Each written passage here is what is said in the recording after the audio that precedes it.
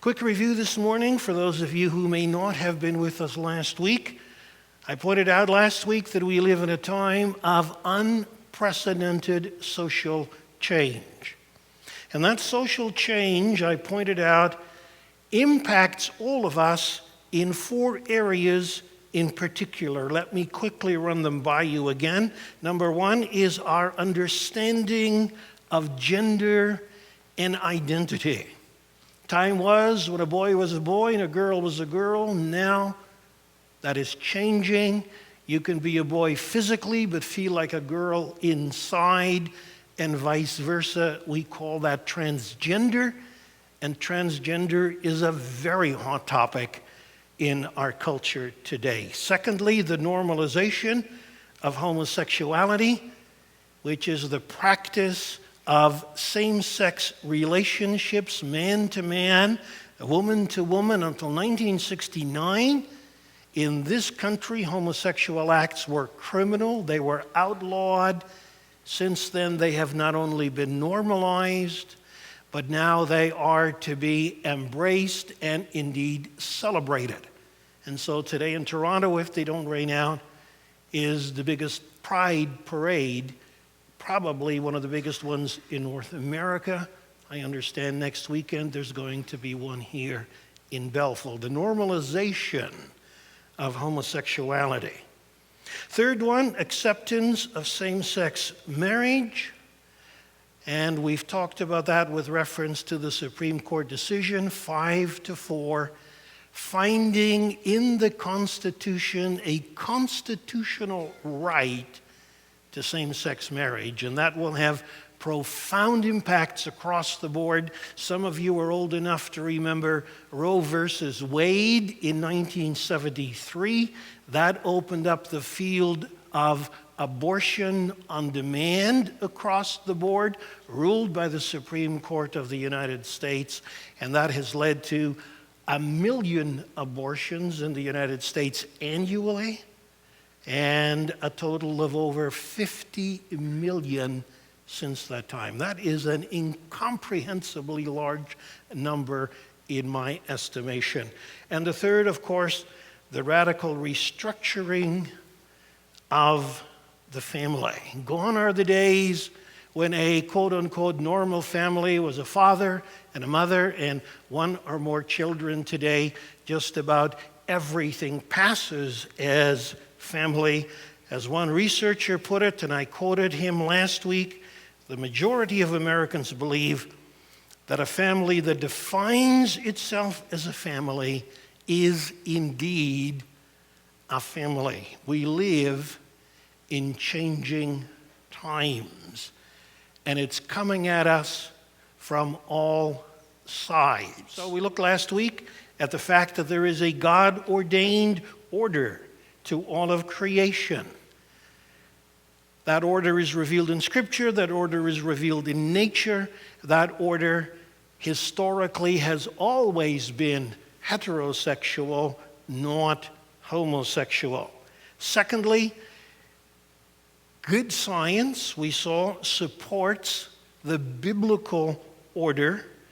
And thirdly, we saw that children need both a father and a mother. Now, I need to clarify a comment that I made last week because some of you properly took me to task because I used the word butch last week, you might recall, and I have been chastised. And I want to apologize because I was trying to put it in the context of gay relationships, but well, sometimes it doesn't come out quite the way that you intend for it to come out. So let me straighten it out with all you women and those of you who, join the cause. What I was trying to say, and what you think you say, and what you say, and what you think I say can be 3 different things, just for the record, just so you understand. What I was trying to say is that there is, just as there is in the masculine, a range from masculine strength leaning towards more of a feminine, so among women there is also the range of strength from a leaning towards the masculine to leaning towards the feminine. Neither of those is necessarily good or bad in and of itself. It's that broad range, as long as your feminine strength is not based on brokenness and your femininity isn't based on brokenness also. There is that biblical norm in between here that is part of created order. Have I redeemed myself? And am I forgiven? All right, that brings us this morning then to a fourth thing that we need to understand, and that is this: the long-term well-being of society depends on our standing against the spirit of the age. I'll tell you what the temptation is. The temptation is to say, well, I'm not gay, my family's not gay. It's only a small percentage of people in the world actually that are gay, actually less than 3%, just for the record. Regardless of the statistics that you might hear, it's closer to 2%. You never know that considering the publicity that it gets. But the temptation is to say, what is it to me? If this makes other people happy, let them be happy. I'll just continue living my life, and it is going to impact my life. Isn't it true? Isn't that how most people think? Absolutely. Well, there's something really flawed with that kind of thinking, because what happens out there is going to impact you and me, if not presently, then certainly tomorrow. Listen again to the words of our text. Do not be deceived. Don't let anybody fool you. God cannot be mocked. A man or a woman reaps what he sows. The one who sows to please his sinful nature, from that nature will reap destruction. The one who sows to please the Spirit, from the Spirit will reap eternal life. Two ways of life described here. One is sowing to the sinful nature, to the flesh. The other is sowing to the Spirit. They both reap a harvest. May take years and years for the harvest to appear, but God is not mocked. Whatever the harvest, whatever seed is being sown is going to be harvested. And I want to give you, in the time that we have this morning, 3 or 4, depending on what our time allows, 3 or 4 ways in which this current trend, if it continues unabated, will eventually reap a harvest that will mark the destruction of the world as we know it today. Reason number 1, the counterfeit diminishes the value of the real. The counterfeit diminishes the value of the real. Think that through with me. Since time immemorial, societies have put protection and boundaries around the concept of marriage. There have always been homosexuals. There have always been broken marriages. There have always been adulterous relationships. That's not the issue. The issue is that virtually every society has recognized the importance of husband and wife, sometimes multiple wives, but the nuclear family. And the reason for that is that most societies have intuitively recognized that the fundamental unit of society is not the individual, but rather the family. Why? Because it is in the context of the family, in the context of a committed husband-wife relationship, that children can be born, that children can feel they belong, that children can be trained and grow up to fit the culture of their day. And so society after society has recognized the well-being of society depends on the well-being of the family. And for that reason, the family has almost always been protected. And the reason for that is not hard to figure out. Now, when you take the benefits of the family, the nuclear family, and you begin to share that with other family structures, you are introducing a counterfeit. Now, think about that in terms of money. Let's say that you are, a con artist, and you manage to flood the market with counterfeit bills. And you say to yourself, well, what impact is that going to have on the circulation of money? There's still lots of good money to go around. But can you see how the value of the real money goes down the tube when counterfeit money is being circulated because confidence in your currency declines? And now the real thing has less value because it is being competed against by the phony thing. And so for that reason, as I said, history upon history has sought to protect in its most fundamental ways the sanctity of marriage. And one thing that I will never be able to understand is why governments, and I talk about this rather extensively in my book, Olive Shoots, and if you have not had ever a copy of that, we'll make those available to you free after the service today. But I raise the question there in view of the decline of society and the critical role that the nuclear family places in that. Why do governments not spend a whole lot more time and energy trying to preserve the sanctity of the nuclear family as we have known it historically? And they don't. It blows my mind. Good case in point. Toronto Star this past week talks about a 20-year poverty elimination program that the city of Toronto is wanting to adopt. The program consists of 24 recommendations, 74 action steps, many of which are wonderful and great and glorious. But I scanned the whole list, and there is no reference there whatsoever to wanting to build up the nuclear family from which the solidity of society comes, and out of its brokenness comes the brokenness of the world. It boggles my mind, as it ought to boggle yours. Why is it important? The counterfeit diminishes the value of the real. Secondly, it encourages deviant sexual behavior. Now, this isn't the time and the place to talk about the sexual practices of the homosexual community.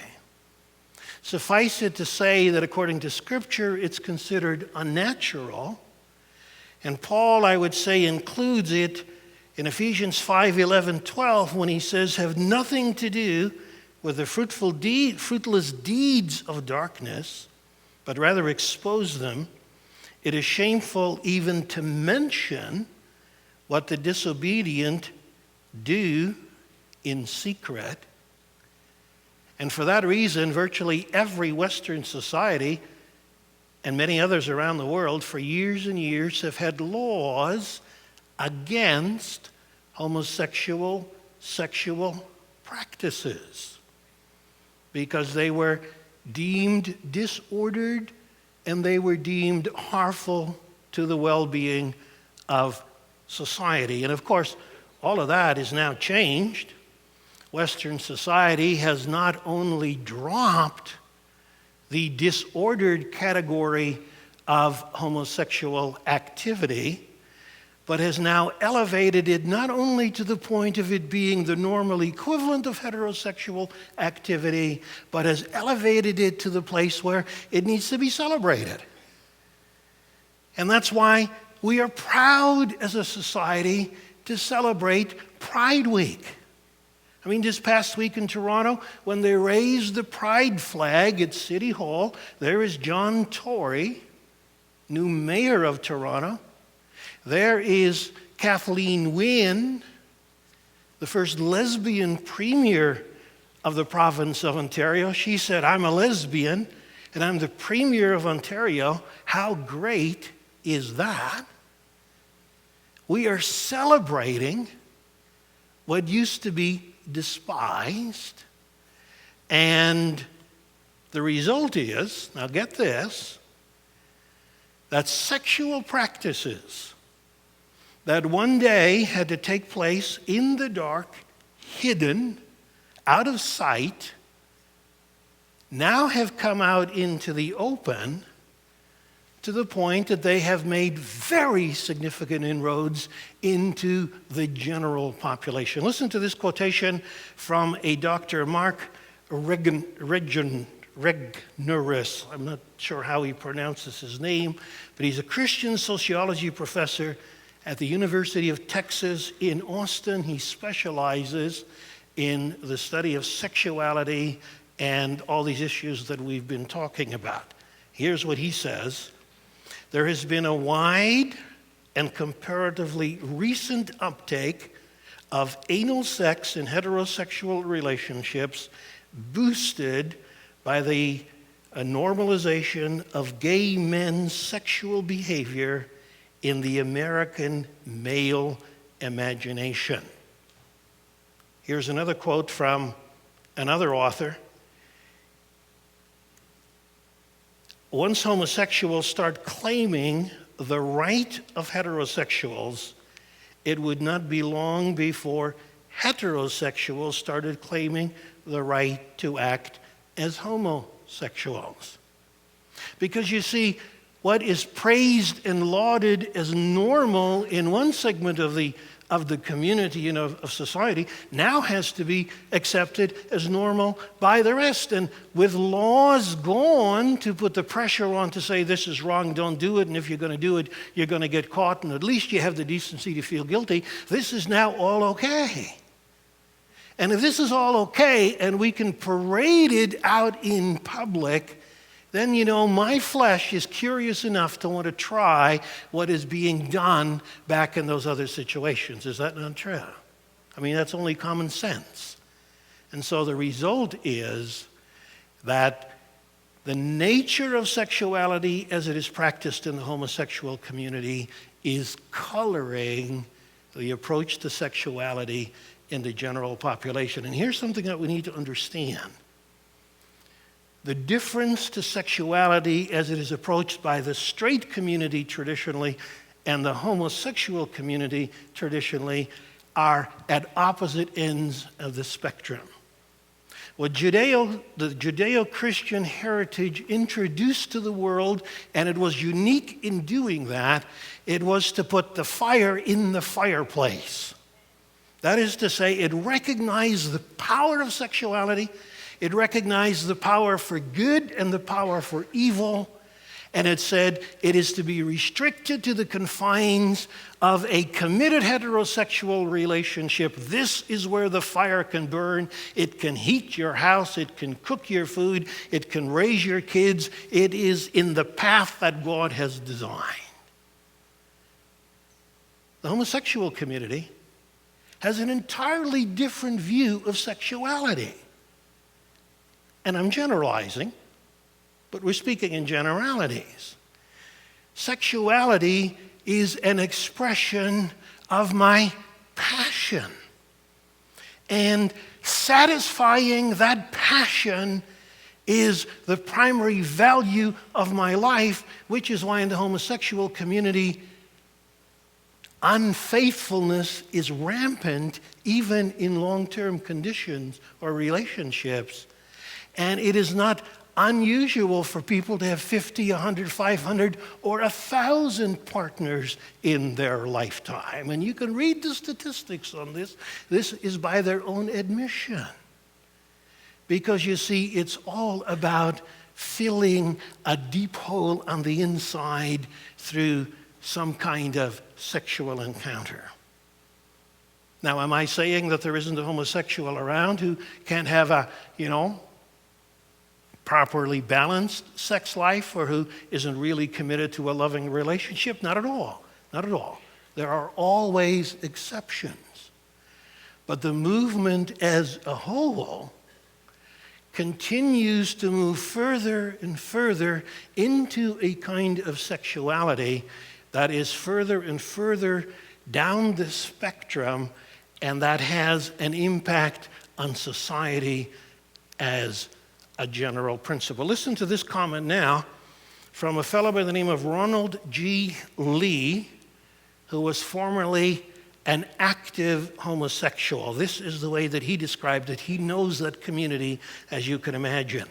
If you support what is now described in euphemistic terms as the blessing of same-sex unions, now listen carefully, in practice, you are supporting the abolition of the entire Christian sexual ethic and its substitution with an unrestricted, laissez-faire, free sexual market. The reason that the homosexual rights movement has managed to pick up such a large contingent of heterosexual fellow travelers is simple.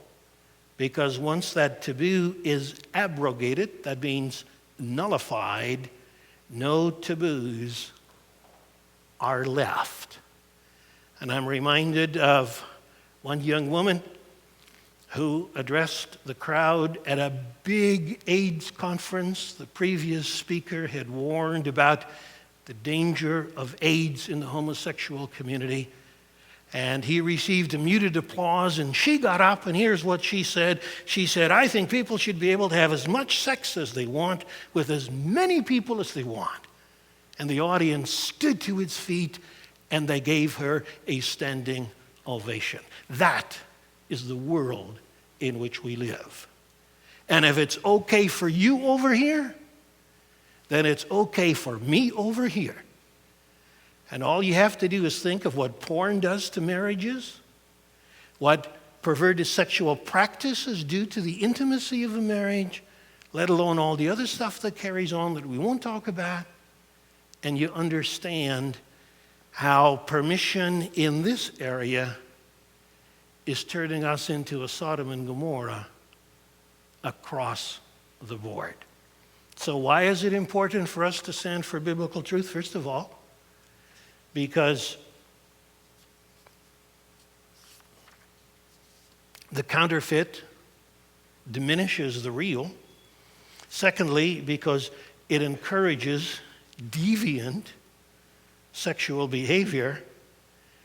And thirdly, our Christian freedom will be increasingly restricted.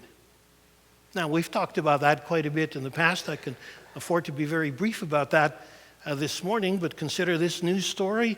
In the news just this past week, Iowa wedding caterer fined $5,000 for refusing to serve at a gay wedding, has decided to close his shop and go out of business because he knows that this is not the end of it. He says, we can't pretend it's going to get better. News story out of England some time ago. Police chaplain was removed from his post because in his personal blog, get this, he voiced support for traditional marriage. For that, he was removed from his position, and when asked to justify the reason why, the police said that he can believe in marriage. Now get this, because this is always the issue. He can believe in marriage in private if he so wishes, but he cannot express his opinions in public even when he is off duty. It is a breach of our equality and diversity policy. You see where that's going? Now, you've heard this ruling this past week from the Supreme Court. I have here a document that has top 10 quotes from the dissenting justices. And they are brilliant in identifying what the issues are and where this is going to lead in years to come. Listen to what Justice Alito has to say. This is under the heading, "The Majority Facilitates the Marginalization of Many Americans Who Have Traditional Ideas." And this is what he says in his judgment. He says, "I assume that those who cling to old beliefs will be able to whisper their thoughts in the recesses of their homes, but if they repeat those views in public, they will risk being labeled as bigots and treated as such by governments, employers, and schools. By imposing its own view on the entire country, the majority facilitates the marginalization of the many Americans who have traditional ideas." Another justice goes on to point out that the wording of the judgment, and I don't know if I can find it here, is of such a nature that people who disagree will be allowed to preach and to teach their views. The word they have conveniently left out is the word exercise their views. And so you live in a society where it doesn't matter what you believe in your own head or in your own house, just so you don't put it into practice, because then it is discriminatory. And you're living in a dream world if you think that isn't going to impact the church in years to come. Already, I listened to a news report from I believe it was an NDP MLA, and that's not a reflection on the NDP party, stating that his next goal was to remove the charitable status of every church that doesn't support same-sex marriage. Now, that's on the fringes. That may take years before it comes about. But you know, it's like when ISIS says, "We want to take over the world and we're going to kill you to get there," you better learn to take seriously the threats that people make against the Christian faith. The justices themselves, these dissenting justices, point out that the next area of concern will be Christian college universities who, in their dormitory policies, will not allow gay couples to rent their facilities, because that will be the next court case. So say the justices in as many words. So yes, it diminishes the freedom of Christians, because you see, the spirit that is behind it is not just the spirit of accept me the way that I am. It's not just let me be me and let me do. No. Where it comes out of brokenness, it doesn't stop until everybody acknowledges my pain and my right. It is a bottomless pit, because whatever comes out of brokenness is driven by the power of evil. Now, there's one more thing. I'll just introduce it, and then I think we'll leave it at that for next week, and that is this: it will ultimately destroy the world as we know it. And it'll do that for two reasons. It'll collapse on itself, and God will step in judgment. As Mrs. Billy Graham used to say years ago, if God does not judge America for its sin, then he's going to have to apologize to Sodom and Gomorrah for turning it upside down. We live in perilous times, people. I'm not an alarmist. You don't hear me say this very often.